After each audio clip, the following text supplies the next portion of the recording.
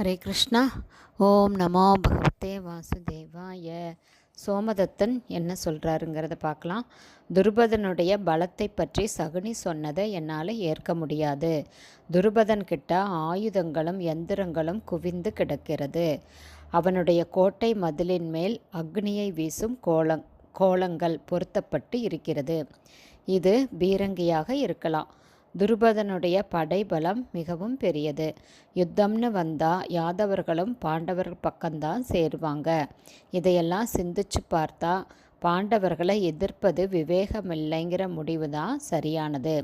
அதனால் பாண்டவர்களோடு நட்பு பாராட்டி நாம் நகரத்துக்கு திரும்பலாம் அப்படின்னு சோமதத்தன் சொல்கிறாரு. அதுக்கப்புறம் கர்ணன் தன்னுடைய கருத்தை சொல்கிறாரு. சோமதத்தன் சொன்ன கருத்துக்களை நாம் அலட்சியப்படுத்த முடியாது. அவை யுத்த சாஸ்திரங்களை அனுசரித்து சொல்லப்பட்ட கருத்துக்கள். அதே சமயத்தில் நானும் ஒன்று சொல்ல விரும்புகிறேன். நாம் ஒரு கூட்டணியில் இருந்து கருத்து வேற்றுமை இருப்பவர்களாக இருப்பது நல்லது இல்லை. ஒரு கூட்டத்தில் கருத்து வேற்றுமை அதிகமாக இருந்தால் அந்த கூட்டணி செய்யும் காரியம் கெட்டுதான் போகும்.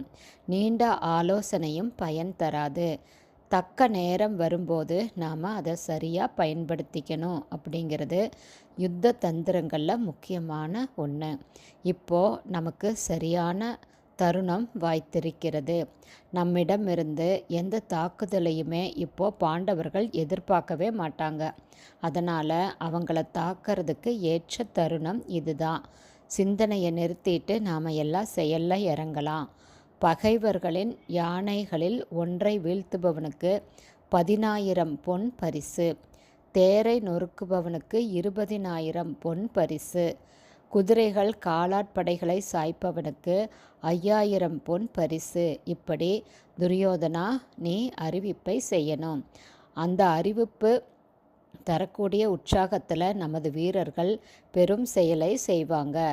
மேலும் வயதானவர்கள், பெண்கள், சிறுவர் இவர்களை தாக்கவோ கொல்லவோ கூடாதுன்னும், நம்முடைய உத்தரவு இல்லாமல் யாரையும் கொல்லக்கூடாதுன்னும் நம்முடைய வீரர்களுக்கு துரியோதனா நீ உத்தரவு பிறப்பிக்கணும்.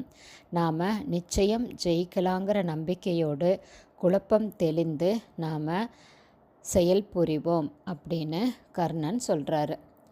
அதுக்கப்புறம் என்ன நடந்ததுங்கிறத நாளைக்கு பார்க்கலாம். ஹரே கிருஷ்ணா. குருதேவுக்கு ஜெய்.